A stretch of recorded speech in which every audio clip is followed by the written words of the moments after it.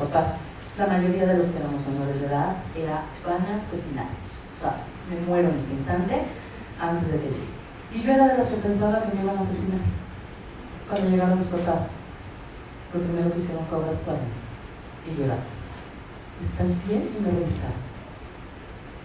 Sí, después me regañaron, me castigaron y todo lo demás pasó. Eso no cambió. Pero ese evento de que pensé que iban a llegar a gritonear y lo que llegaron fue abrazar y besar, me regresó la claridad y la conciencia de que sí contaba con ellos aunque se enojaran.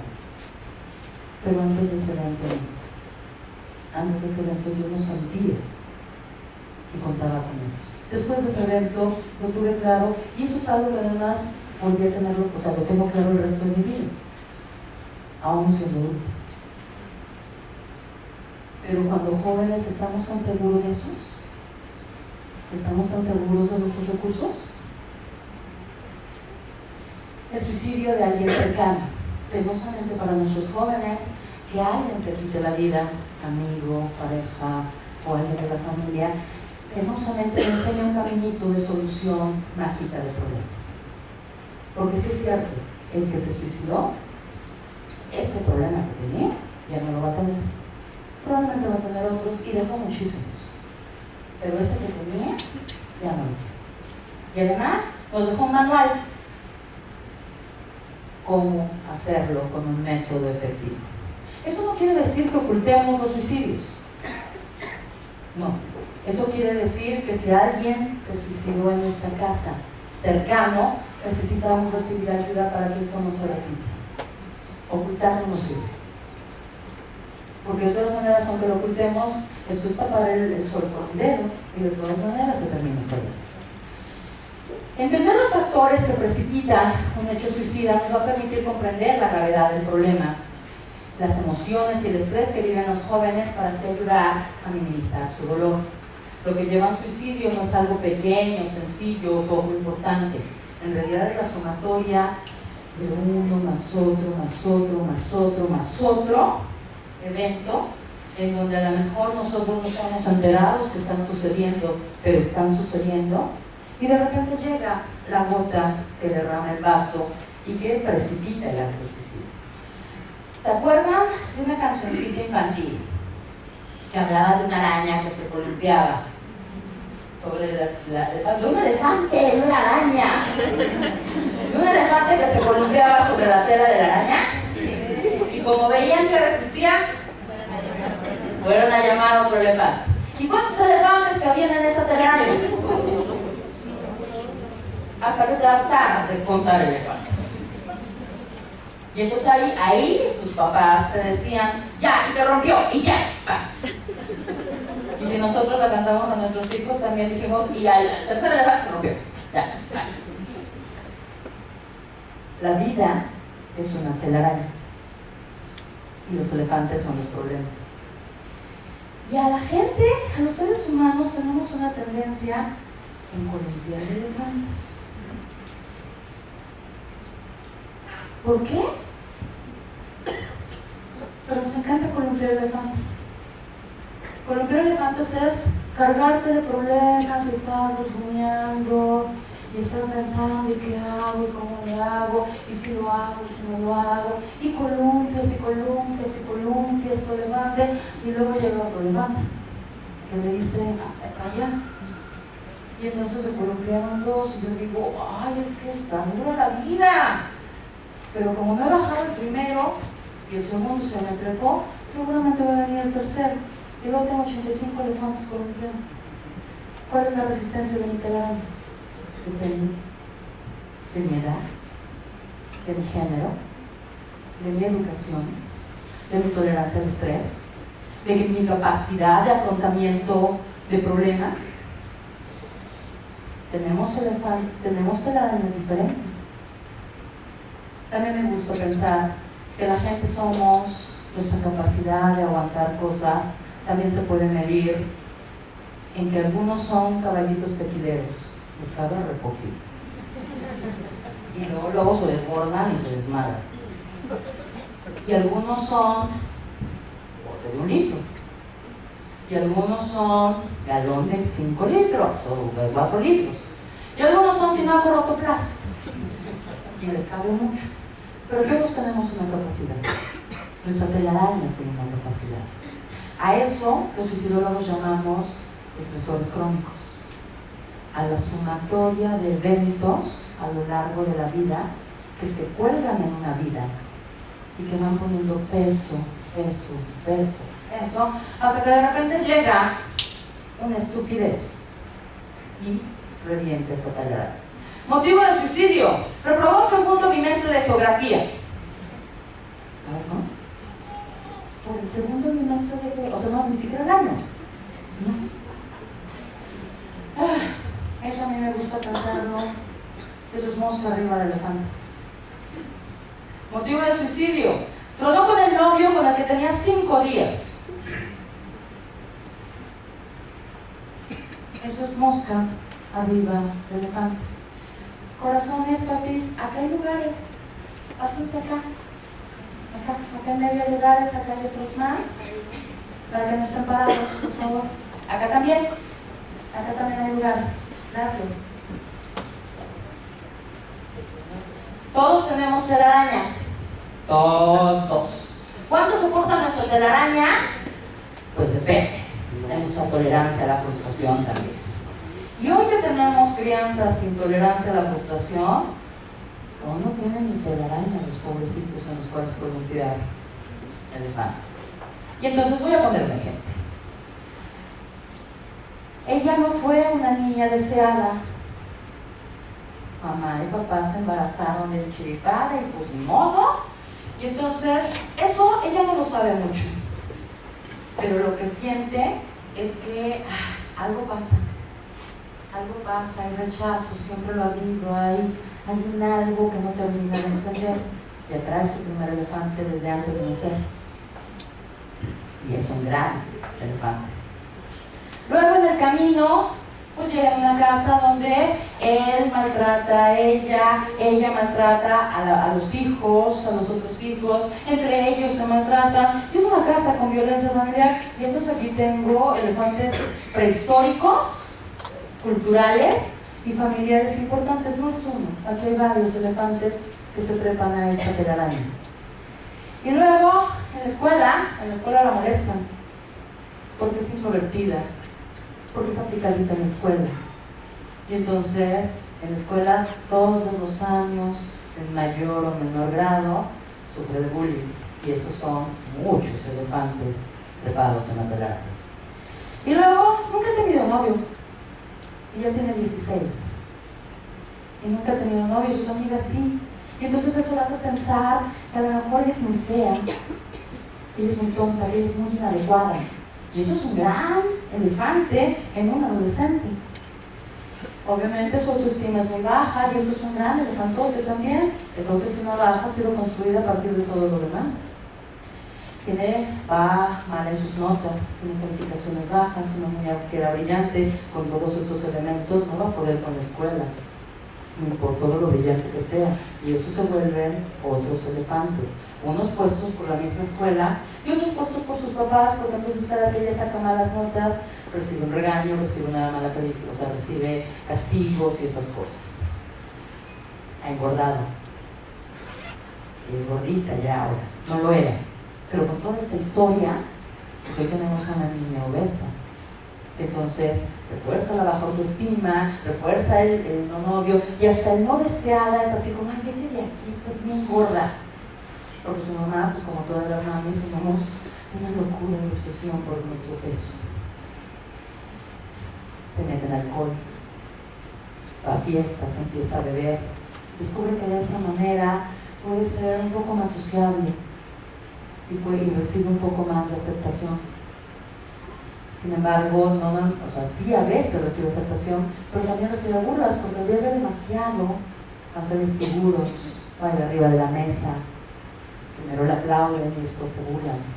Le han tomado fotografías en la escuela, se burlan. Y viene la gota que derrama el vaso, en donde hay un chico que le gusta y se acerca. Y el chico le dice no gracias. Y con eso es suficiente para que su telaraña se reviente. Para sus papis es, no entiendo qué fue lo que pasó. Pues sí, yo sabía que le gustaba el Juan, pero, o sea, pues si no la quiere andar con ella, ¿qué? ¿Cuál es el problema? Pero a lo mejor ellos no han visto la cantidad de elefantes trepados en la telaraña de esa criatura, en donde además sus papis son responsables de la creación de algunos elefantes. Y asumir la responsabilidad de eso también es muy complicado. Pero ¿por qué creo que un adolescente tendría que tener una telaraña tan fuerte como para poder resistir todas esas cosas? Porque yo, si yo les hiciera sus telarañas igualitas así, tenemos broncas de pareja, tenemos broncas económicas, tenemos otros hijos y entonces uno más con más libros, otro con menos, tenemos preocupaciones, tenemos padres enfermos, o sea, tenemos otra cantidad de elefantes también. Y hasta ahorita hemos podido. Pero a lo mejor, ¿qué pasa si con todas esas broncas me corren del trabajo? Y eso se convierte en el gran elefante que revienta mi telaraña. O pierdo mi economía en la bolsa, o pierdo, o a ver, por ejemplo, motivo de suicidio. Me dolía mucho el estómago, se metió un disparo en el estómago y otro en la cara. Y dejó una carta diciendo, a ver si así me creen que me dolía el estómago. Motivo de suicidio, gastritis nerviosa. Su esposo me dijo, tenía un par de meses quejándose de que le ardía la panza, y tomaba su ranitidina y sus tratamientos, se quitaba por días, y luego entonces otra vez, y entonces tu motivo de suicidio fue, le ardía el estómago. Me queda claro que eso es mosca arriba de elefantes. ¿Cuál era el elefante más grande que tenía este señor? Ruina económica, una empresa en quiebra, que no podía decirle a nadie, porque entonces él sentía que iba a quedar tan mal ante todos.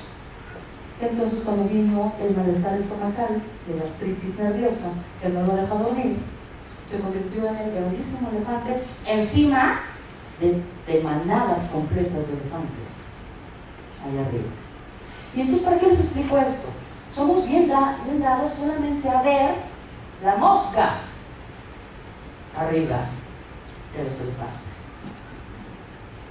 De pensar, ¿qué hemos hecho que los chicos son tan superficiales que porque no le dejé ir a una fiesta se intentó suicidar? No, eso no se intentó suicidar por eso. Se intentó suicidar porque tiene una manada de elefantes que a lo mejor no estamos enterados. Y que a lo mejor hemos hasta contribuido, sin querer, a ponerlos ahí. Porque entonces, esas malas notas también traían y yo que gasto tanto en tu educación y tú que la desperdicias, tú deberías de ser como tu hermano, más inteligente. Y entonces tienes una mami poniendo más elefantes. Y tengo una chica que, de mi edad lo llegó a los 17. Porque con esa cantidad de elefantes, probablemente desde los 7, 8, 9, porque todas esas cosas las he arrastrado desde antes.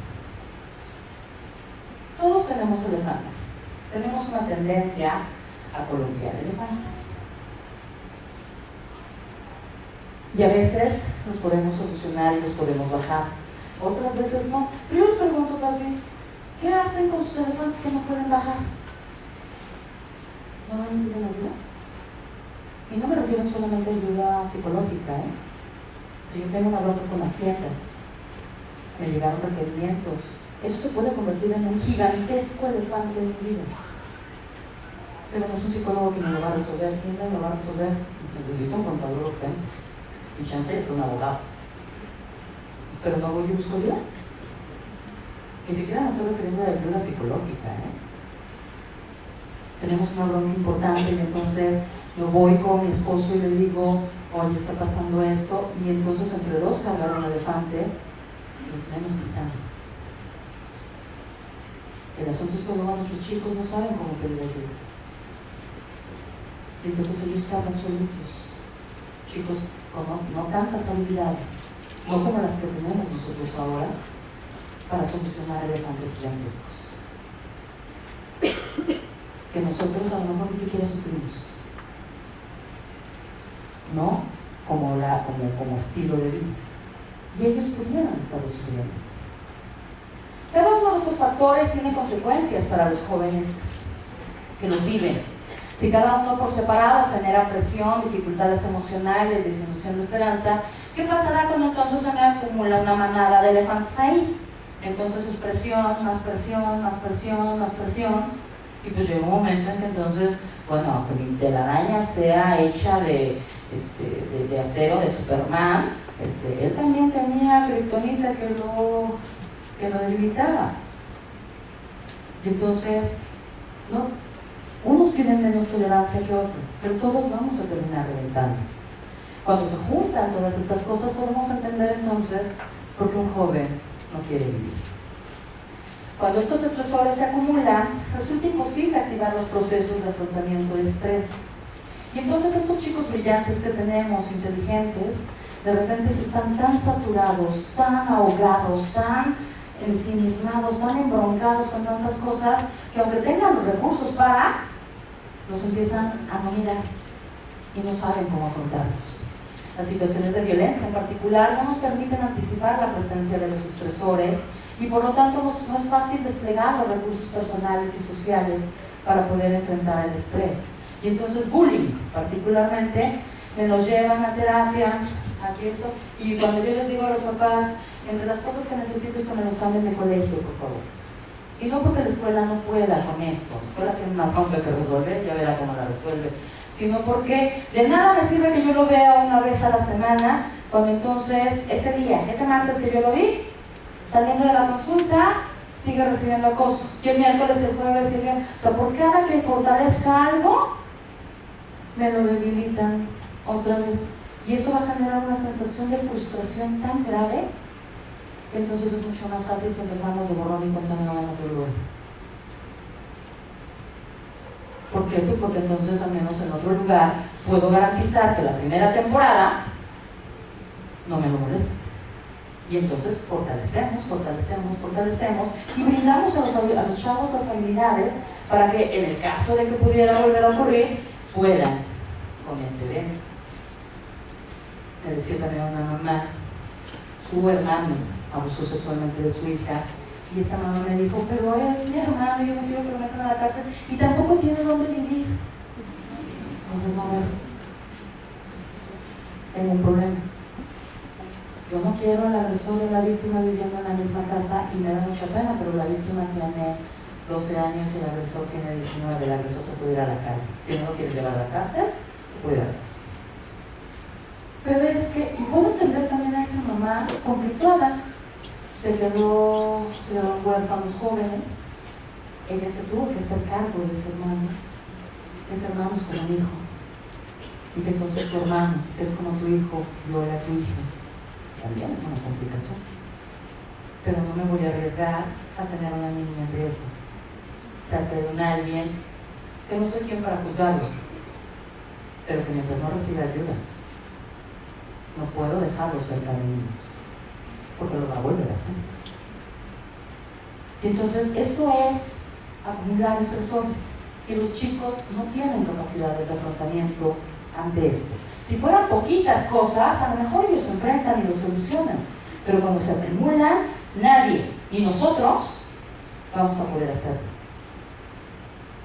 Los resultados se reflejan entonces en incrementar nuestra respuesta de estrés, y cuando ya no puedo manejarlo, entonces desean desaparecerlo sin importar el costo. Y además vivimos en una cultura rápida, en donde es que no me, o sea, de parejas, que queremos divorciarnos y con un divorcio civilizado. ¿Qué pasó? Pues entre otras cosas, me dejan visto en el WhatsApp. No, por favor, dile que no es cierto. Le puso like a otras mujeres en sus fotos. Y digo, ¿y estos son los grandes? ¿Qué les está pasando a los chiquitos? Y estos son grandes, porque estamos hablando de matrimonios. Pero entonces, entre los motivos importantes de divorciarme es que puso like a las fotografías de otros y me dejan visto y no me contesta rápido.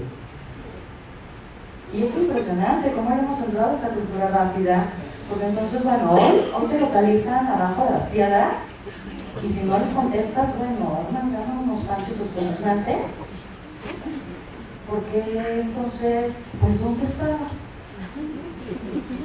Yo no puedo estar platicando y no darme cuenta.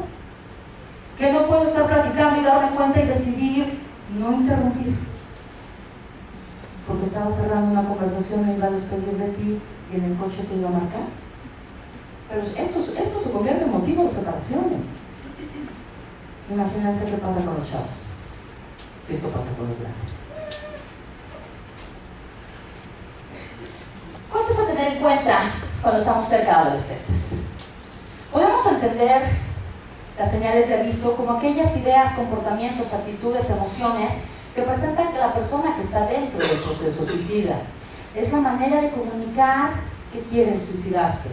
Nos da señales, nadie da señales, si no hay detrás una gran cantidad de estresores crónicos. Y esto tengo que entenderlos como las migajas de pan que me va dejando Hansel y Gretel en su cuento. Como esas cositas que me va diciendo y que yo, si no lo conozco, no las entiendo, porque no tengo por qué entenderlas, no soy terapeuta. Soy un papá, soy una mamá y no sé de estas cosas. Pero que hoy, a lo mejor, si las detecto, digo, Dios, ¿pero qué hago con esto? Falta de interés en actividades cotidianas. Y entonces aquí si yo les preguntara, entonces diría, sí, mis jóvenes no quieren hacer nada en la casa, no quieren hacer la tarea. Y sí, son jóvenes, pero no quieren ni jugar videojuegos, no quieren ni salir con amigos. Ya me tendré que preocupar, porque es normal que no quieran hacer nada en la casa, porque es normal que no quieran hacer la tarea.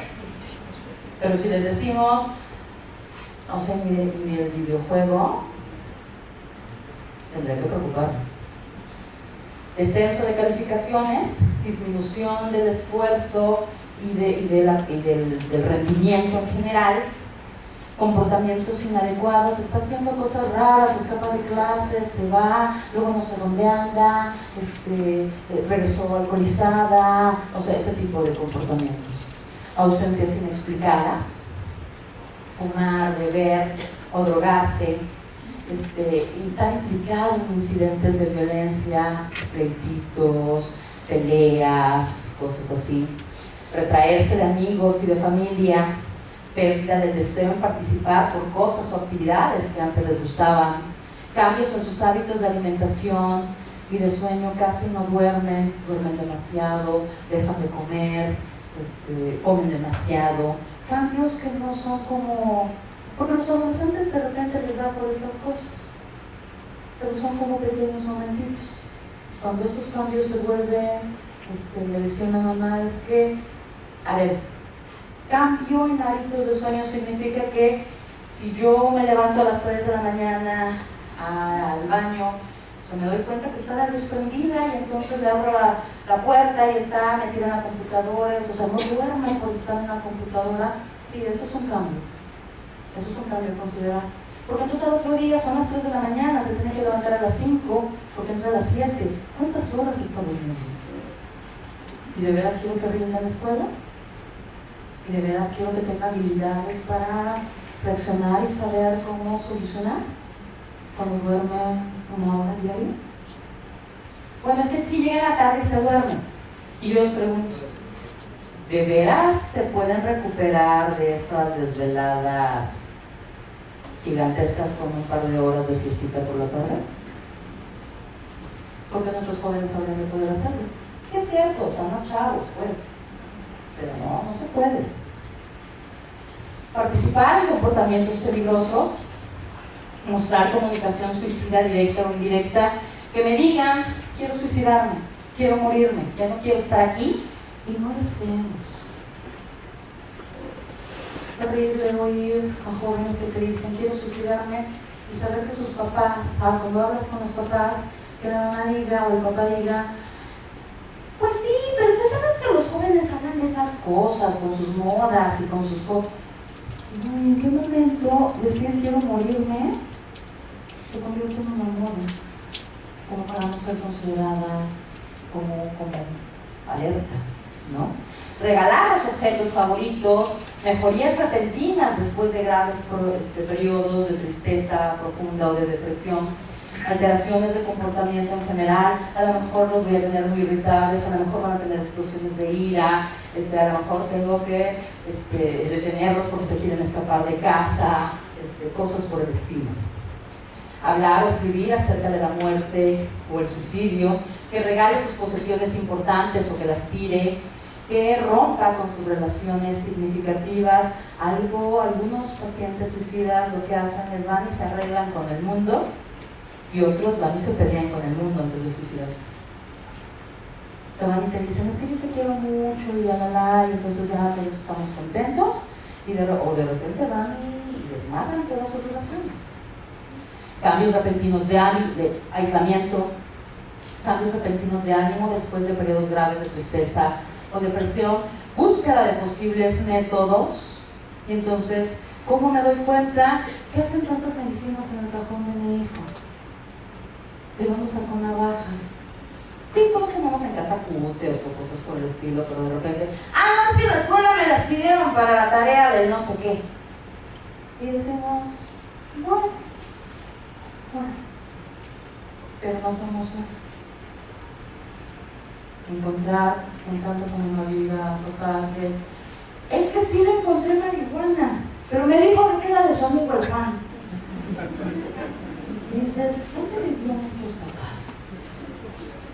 Que nunca dijeron en sus casas que no fumaba yo, la que fumaba era mi amiga.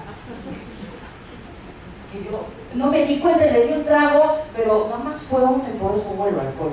O sea, no dijeron estas cosas. ¿No le echaban la culpa a los demás? ¿O ustedes no eran de comunicarse así como de... Una sobrina no hace muchos años llegó y me dijo, oye tía, ¿hasta las cuántas semanas se puede hacer un aborto legal? Entonces una vuelta sale con cara de, ¿hasta las 2? ¿Por qué? Es que fíjate que mi amiga, y entonces su cabeza piensa, está idiota, 2 semanas de embarazo, y se lo digo, no se lo digo, mi hermano, mi cuñada, no, si era la amiga. Pero antes de que me enteraran, porque entonces ya cuando llegamos a, si quieres, puedo hablar con tu amiga. Y me dijo, sí me gustaría más, porque de verdad, dice que se va a tomar unas medicinas y no sé qué, ¿verdad? O sea, te marco y te la paso. Y dije, no, me gustaría verla. Esta mañana puedo invitarla a las 2 a tomar un café. Y platicamos, eran mayores de edad que a las 2, pero entonces está preocupada por lo que va a hacer la otra. Entonces dices, bueno, sí era la otra. Pero yo sí dije eso. ¿Dónde se compra la prueba de embarazo? Es para mi amiga. ¿O ustedes no dijeron eso? O estoy hablando con gente que se portó tan bien en la vida, que pasaron de la niñez a la santidad. Yo nada más pregunto. Porque si pasaron de la niñez a la santidad, creo que estoy en el lugar equivocado. Y creo que sus hijos tienen un grave problema entonces. Además. Establecimiento de comunicación suicida. Vamos a identificar desde lo emocional que me exprese sentimientos de fracaso, tristeza profunda, enojo consigo mismo, falta de interés y placer en las actividades, caer en desesperación, sentir culpa, vergüenza, excesiva preocupación por todo y por nada, sensación de ser una carga, sensación de ser el provocador de los males de la familia, de los males de otras personas, pérdida de sentido de vida. ¿Y cómo lo sé? Si los escucho, los oigo. No, es que no voy a poder. No, es que está bien difícil que no voy a poder. O sea, en el momento en el que ellos charlan con nosotros, yo puedo identificar sentimientos de fracaso, de culpa, de vergüenza. Y a veces son los profesores quienes se enteran primero que nosotros. Y bueno, pasan la mitad del día en la escuela, eso es cierto. Pero ¿dónde estamos los demás? Que un profesor se entera más fácil, que la amiga se entera más fácil de lo que nos enteramos nosotros. Si detecto riesgo, ¿qué puedo hacer? Si detecto señales de riesgo, es importante acercarse primero y buscar ayuda. La manera más afectiva y efectiva de hacerlo implica hacer conexión. Uno pensaría que como son nuestros hijos, hay conexión. Y yo te